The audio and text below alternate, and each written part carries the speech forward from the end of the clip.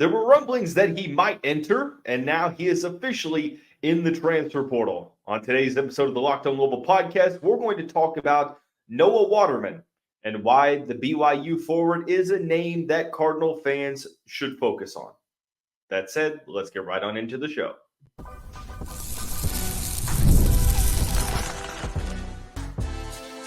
You are Locked On Louisville, your daily podcast on the Louisville Cardinals. Part of the Locked On Podcast Network, your team every day.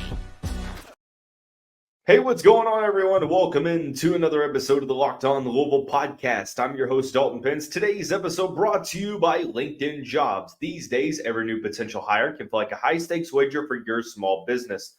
That's why LinkedIn Jobs helps find the right people for your team faster and for free. Post your job for free at linkedin.com/lockedoncollege. Terms and conditions apply.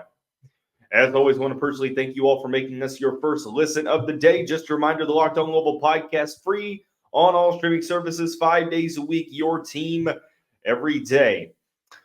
On today's episode of the show, we're talking about a new name that Cardinal fans need to know about, BYU transfer Noah Waterman, and why this recruitment might be significant. It's news now that, or it's now known news that Louisville missed out on Great Osobor. Not really grounds for panic, but it does suck. And we'll answer whether or not Louisville has a problem with their NIL strategy. I don't believe that they do. So, going to be a lot of layers to untangle on today's episode of the show. But before we get into the Great Osobor recruitment, let's talk about a new name that we need to focus on as a Louisville fan base. That is BYU forward Noah Waterman. Now, some are wondering why he just entered the portal on May 13th. Well, if you remember, yes, the portal has closed for college basketball. However, this is a big thing that people don't know about, is that when your head coach leaves, you have 30 days to enter the portal. Noah Waterman was rumored over the past couple of days to be a candidate on the Cougars team to enter the portal, and he made it official on Monday. Or at least that's what we believe is that it was made official on Monday. But nonetheless, not really a well-kept secret. And even before any visits are announced or anything like that, Louisville has already been a school that has been identified as a possible landing spot.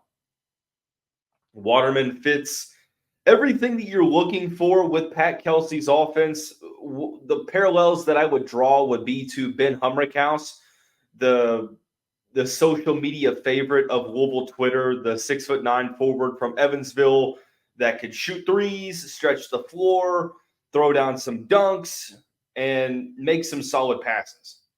And if you felt like Humrickhouse was going to be a good fit for Louisville, then by default, you feel the same way about Noah Waterman, whether you know what type of a player he is or not. Waterman, 6'11", 220 pounds. He's a little bit larger than Humrickhouse being 6'9". Waterman also, I think, weighs just a tad bit more, 220 for Waterman. I think Humrickhouse is in the 210s, but they're all measurements at the end of the day. It's very close. So the body type is similar, and both players, I wouldn't necessarily say played the same role, because what Waterman was asked to do was far less than Humrickhouse. Humrickhouse had to be the entire offense. You saw him lead the team in scoring. Waterman's statistics aren't necessarily as good, but he played in a better conference, and he played in an offense that was fairly balanced.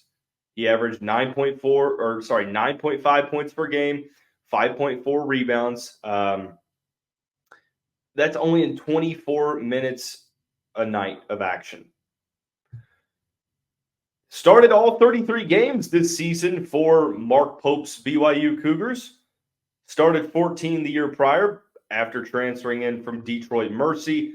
Took him a little bit to get acclimated at BYU, and then arguably he had his best season to date playing in arguably the best basketball conference, the Big 12. 9, let's call it 10 points a game, 5 rebounds a game, in just over 1/2 of basketball per night. I'd say that that's fairly impressive. Now, Waterman is going to, assuming he would hypothetically choose Louisville, he would fit that stretch 4 role pretty much to a T, because he's not that great of a defender, not really a rim protector. He's really more so of a guard than he is a big man, despite most of his attempts coming from around the rim. But one reason why his field goal percentage is lower than that of others his size is because he shoots a good amount of perimeter shots. 46% from the field, but he shoots 37% from the three-point line on just under 5 attempts. Very, very good numbers. Most of his attempts will come from right above the break, to where he shoots over 30% both from the right and left, and he's a great corner shooter. So has the ability to create his own shot, has guard-like handles, isn't going to ever be like a point forward, but can create his own offense. And even if that doesn't come to fruition in an ACC where you're playing better athletes, although you could argue Big 12, better defensive conference, and he still averaged 10 points a game. Let's say for some reason he's not able to create for himself. Well, he is above adequate in both catch and shoot situations and spot up scenarios, to where he is at least in the 70th percentile in both. I think it's 83 in catch and shoot, 70 in spot up. Somebody will have to look at the numbers on that, but above average in both. If you needed any more convincing that he's a fit for this team, a team that's going to play fast, well, Noah Waterman ranked in the 88th percentile in transition offense. Moves really well for being 6'11", great decision maker, and with his size moving well, that is obviously a mismatch. So the ability to create his own shot, the perimeter shooting, the ability to stretch the floor, the transition offense, that alone screams that he'd be a great fit at the 4. Now, one thing is he's not that great of a passer, which being 6'11", you can't expect every player to be a great passer, but he's a willing passer. You had to be to play in BYU's offense. I think Waterman could play the same role here at Louisville, being the stretch 4, and it's everything that you need. I mean, I know that I said you needed a difference maker. Is Waterman that difference maker? Well, he's not on the level of a Great Osobor or Kason Pryor or Coleman Hawkins, who I would believe that even if you do get a commitment from Waterman, you still probably kick the tires on those recruitments and try to get a commitment from those guys as well. Well, Osobor obviously committed to Washington, but speaking about Kason Pryor, speaking about Coleman Hawkins, and now it's even more critical that you go out and you get a center that can protect the rim. Obviously, again, we're entertaining hypotheticals. That would make a player like Ugonna Onyenso from Kentucky a great option, because he is a premier rim protector. Because at the moment, I think that Humrickhouse wasn't a great rim protector, but he was a secondary defender above the rim, to where he could be opportunistic in blocking shots. Waterman's a little bit less of a rim protector and not as great of a defender, but I would argue that he's a better offensive player. Even though the stats might not suggest it, when you factor in context, it makes a ton of sense. In this recruitment, the key is, I think it's like Chucky Hepburn. If you want a great chance in this recruitment, you have to get the first visit. If Louisville gets the first visit, you feel really, really good about it. Not only do you have to get the first visit, but you have to close the deal. You can get a visit all you want, but we've seen it. Emphasis is on closing the deal. I would expect Waterman to have multiple Power 5 schools interested. That's why you're entering the portal in the 11th hour. Probably no coincidence why he entered the portal right at the end of the time period in which he could enter the portal and be able to play next season. So there's a good chance that a school drawed him into the portal. And if that is the case, who is that school going to be? But nonetheless, long story short, a lot of Louisville fans were enamored with the possibility of adding a guy like Ben Humrickhouse because of his unicorn-like offensive abilities. Don't let the statistics fool you. I think that Noah Waterman can fit basically every single bit of that role. He can fill what you're looking for as a stretch four in an offense that likes to play fast, that likes to shoot a lot of threes, that will focus on moving without the ball. One thing that Waterman will have to do if he were to join, be able to be a better rebounder on the offensive glass. And if he can do that, then there's no reason why he can't be a starter. I think that Waterman, if he, put it this way, if he is your starting four next season, I think you have to feel good about things. Truthfully, that's just where I'm at in the whole saga. But we'll see what happens. I don't want to put the cart before the horse here because you do have to get him on campus and you do have to get a commitment. But at this point, it feels like Louisville is as involved as you could be. This is being recorded on Monday evening. So, like we've said, things change with the wind. Who knows what is true Monday, if it's going to be true on Tuesday. But hopefully that will be the case. Unfortunately, some rough news. Expected somewhat, but fans remained optimistic. Optimistic no longer, however. Great Osobor is following Danny Sprinkle to Washington. It makes sense as to why. It hurts Louisville, but the sky is not falling. We need to clear the air and tell it how it is. I'm going to do that here in just a moment after I tell you about our friends over at LinkedIn Jobs. When you're hiring for your small business, you want to find quality professionals that are right for the role. That's why you have to check out LinkedIn Jobs. LinkedIn Jobs has the tools to help find the right professionals for your team faster and for free. It's not just another job board. It helps you hire professionals you can't find anywhere else, even those who aren't actively searching for a new job but might be open to the perfect role. In a given month, over 70% of LinkedIn users don't visit other leading job sites. So if you're not looking on LinkedIn, you're looking in the wrong place.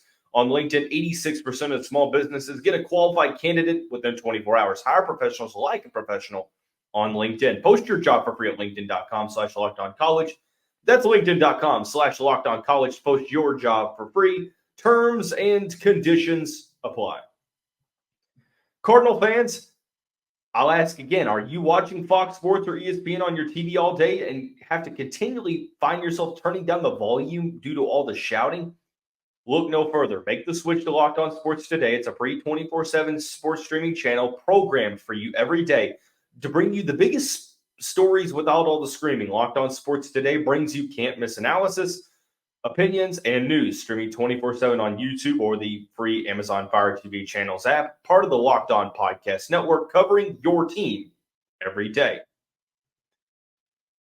Some rough news on Monday. It felt like you ever have one of those situations to where you remain optimistic, you feel like bad news is on the way or news that you don't want to hear is on the way, and it hasn't been confirmed, but you're still just waiting and waiting. But deep down, you know that what you're going to hear is not what you want to hear. Well, that situation became a reality on Monday for the Louisville men's basketball program. Great Osobor. It was announced that arguably the top remaining player in the portal opted to follow Danny Sprinkle from Utah State to the Pacific Northwest and play for the Washington Huskies. Louisville got an official visit along with Kentucky, Texas Tech, and Washington. Kentucky dropped out of the mix, or should I say was taken off the list after the official visit. It seemed like a three-team race, but even though he was on campus, a lot of people thought it was a bidding war between Texas Tech and Washington. And Louisville, it was put out there that the Cardinals had upped the offer to have the top offer out there. How I took that was a simple leverage ploy. Because if that was true, that wouldn't just get out there. That was planted for a reason, in my opinion. You don't put that information out there unless you're trying to drive up the bid, drive up the bidding war, drive up the leverage. And it seemed to work because Osobor, now this is all speculation, but the rumored NIL package was supposedly the highest known NIL package at this time of $2 million. And the potential to get even higher than that. So if that number is true, there is no surprise as to why Louisville wouldn't go that high. Because let's say that Louisville did match that offer. You would think that even if they matched it, Osobor is going to go with familiarity, which was rumored to be the case all along. The rumor was that, yeah, he's going to take his time. He's going to enjoy the process. But ultimately, Washington's the last visit for a reason by design. He's going to follow his old coach. And if that's the case, there's no criticizing that move. And don't take this as me criticizing Great Osobor. You maximize your name, image, and likeness to the best of your abilities. I will never fault a player for, going out and maximizing their exposure. I feel like it's misplaced anger. People are saying, well, all of this is ruining college athletics. Don't be mad at the players. Be mad at the decision making. Be mad at the NCAA. But chances are, if you were in these kids' shoes, you would do the same thing. If you had the opportunity to get life-changing money, if you sort of knew that you were never going to be good enough to consistently play pro ball, and you could get life-changing money for less than a year, of course you're going to do that. Now, I'm not going to go on a rant here, but I had to get that out of the way. A lot of people are mad at Great Osobor. I'm like, of course not. Maximize your exposure and value and chase the bag. But it seemed like this was more than just NIL as well. It was like, okay, Washington upped the bid to a place where no other school was comfortable competing. And if it is true that Louisville drew the line in the sand and said, this is the number here. I'm not going to go beyond this number. And Washington goes higher than that, and Pat Kelsey says, no, we're okay. I respect it. It's not what fans want to hear, but I respect it. Because there's more than just going out and, being the highest bidder. And we're going to sort of discuss that in the final segment coming up in just a moment. But if that was the case, and Louisville didn't feel comfortable getting up to $2 million, then that's okay. It was rumored that they were one of the highest bidders for Norchad Omier, and he went to Baylor for less NIL because he wanted a chance to win a title with Scott Drew. Can't fault that. You made a very competitive offer to Great Osobor as well. He took an even higher offer. I think it would have been foolish for Louisville to give, despite Osobor being a very good player, he has never played 1 minute of Power 5 basketball. This is not a knock on who Osobor is a player, but there's a lot of risk giving $2 million to a player that has never played Power 5 basketball. Coleman Hawkins, I would give $2 million and I'd say, here's your check. I wouldn't think twice because there's more of a safe return on that NIL investment, in my opinion. But you have to be smart about who you are the highest bidder for. it looked like they were trying to be the highest bidder for Osobor because you had to compensate for not having that staff relationship and that familiarity with the staff. But at some point, things get too high. And I credit Louisville for standing their ground and being smart on this. But it's caused people to get antsy, not get antsy, but get even more critical and concerned with Louisville's NIL strategy. Again, not a popular take when I say this. I'm not really worried about the NIL strategy from Pat Kelsey and the men's basketball program. And we'll explain why here in just a second after we tell you about our friends over at FanDuel. It's winner take all time in the NBA and NHL. FanDuel is giving you a shot to bring home a big win of your own. Right now, new customers get $150 in bonus bets with any winning $5 bet. That's $150 to bet on spreads, money lines, player props, and more. Visit FanDuel.com/lockedon and make every playoff shot count. FanDuel is America's #1 sportsbook. Final segment on this late Monday, early Tuesday, depending on when you're listening to this edition of the show, is sort of tying this all together, tying these past couple months, because Louisville's portal run of guards over a month stretch between, let's just say the whole month of April, it was incredible. You got some big-time commitments. But since then, Louisville has missed out on some front court players that have caused a good portion, I'm not going to say the majority, but a good portion of the fan base to be concerned with the Cardinals NIL strategy. I've heard things from Louisville not offering enough, fans saying, well, you have to bid enough to get there. You can't flaunt top 10 NIL if you don't want to spend the money to get some of these players. The issue right now is that the transfer portal market is super, super inflated, even more than it was last year. The driving price for regular rotational players is higher than it was 12 months ago. Same with starters, same with difference makers, potential all-conference players. You have to be smart with your NIL budget, and they have so far. They've added some very, very good players that have likely costed them a pretty penny in NIL. I mean, don't think guys like Terrence Edwards Jr., Corin Johnson, Chucky Hepburn, the list goes on, aren't going to cost a decent amount in NIL. So it's not like Louisville hasn't.